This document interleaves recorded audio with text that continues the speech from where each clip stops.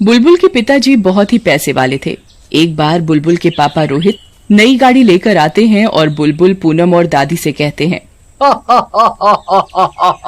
माँ देखी अपनी नई कार, पूरे शहर में ऐसी कार किसी के पास नहीं है। अब देखो कल लोग तुमसे पूछने आएंगे इस कार के बारे में।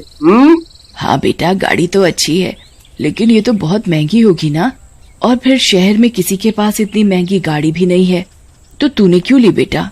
मुझे डर लगता है कहीं किसी की नजर ना लग जाए।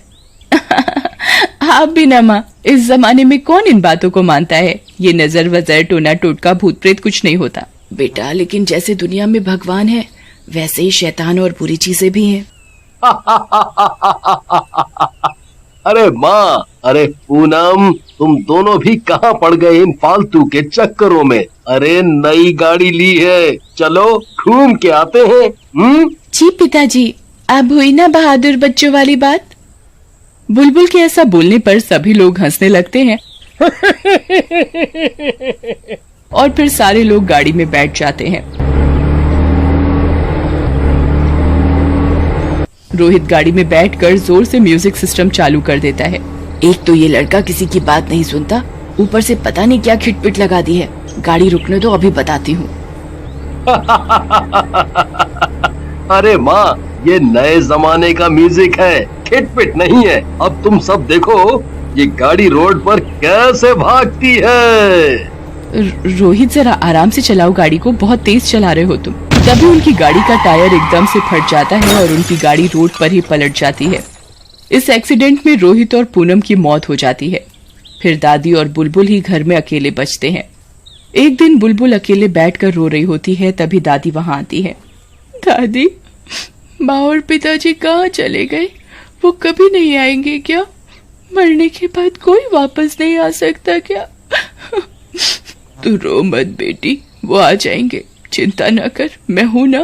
फिर दादी बुलबुल को अपने पास लिटाकर सुला देती है। हे भगवान जी, तूने क्या किया? मैंने तो कभी किसी का बुरा नहीं किया, फिर मेरे बच्चों के साथ ऐसा क्यों हो रहा है? अब मैं इस छोटी सी बच्ची से कैसे कहूँ कि इसके माँ बाप मर चुके हैं, वो कभी नहीं आएंगे।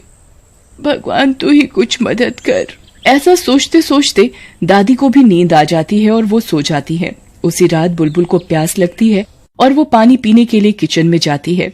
वहां उसे चुड़ैल दिखती है।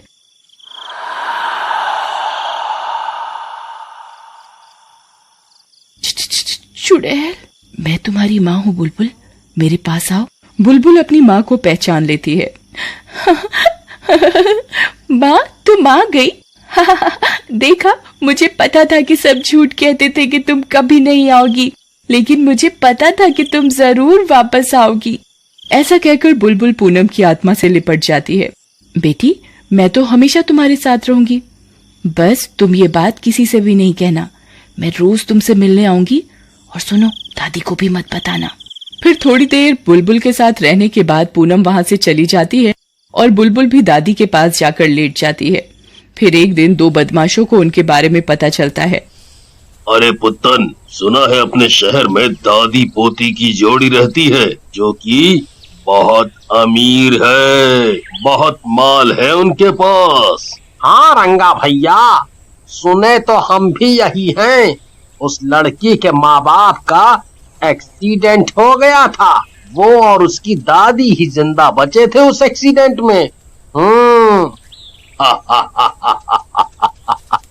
हुआ तो बहुत बुरा था उन बेचारों के साथ, लेकिन शायद हमारे लिए ही ये सब हुआ था कि कुछ भला हमारा भी हो सके।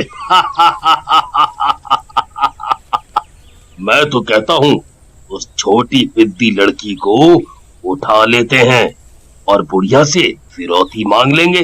बुढ़िया अपनी इकलौती बच्ची के लिए पैसा तो जरूर देगी।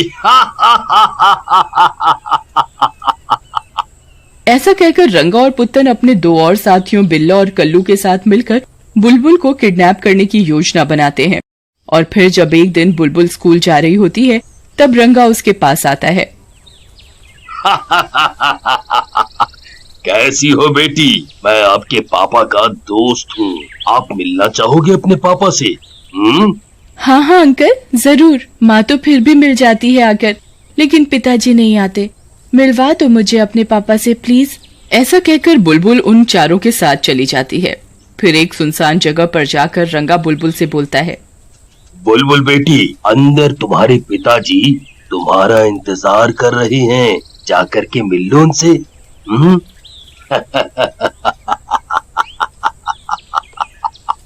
अपने पिता से मिलने की खुशी में बुलबुल बिना कुछ सोचे समझे झोपड़ी के अंदर चली जाती है और फिर रंगा और उसके साथी झोपड़ी का दरवाजा बंद कर देते हैं और रंगा खिड़की के पास जाकर बोलता है, बच्चे भी कितने नासमझ होते हैं। अरे एक बार जो मर गया कहीं वो फिर से जिंदा होता है। अरे तेरा बाप मर गया है, वो अब कभी नहीं आएगा। ये तो तुझे यहाँ लाने की साजिश थी। बस अब तेरी दादी से हम तेरे बदले खूब सारा पैसा मांगेंगे।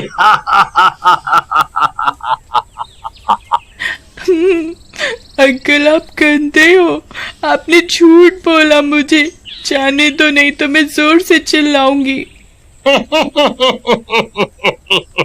चिल्लाओ, जितना मर्जी चिल्लाओ, लेकिन यहाँ कोई नहीं आएगा।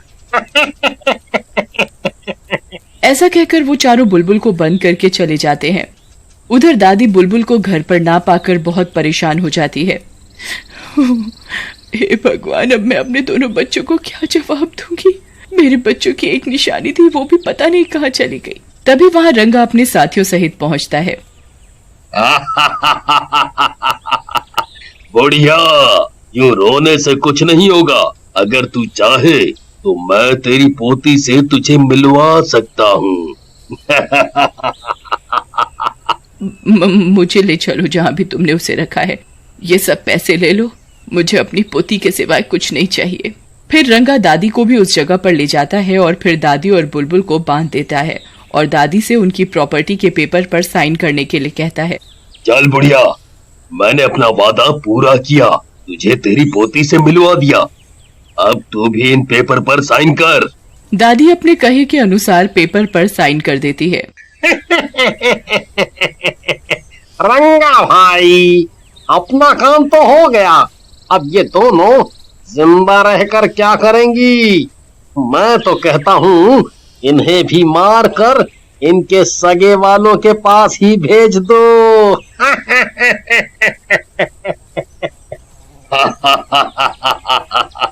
कह तो सही रहा है छोटे।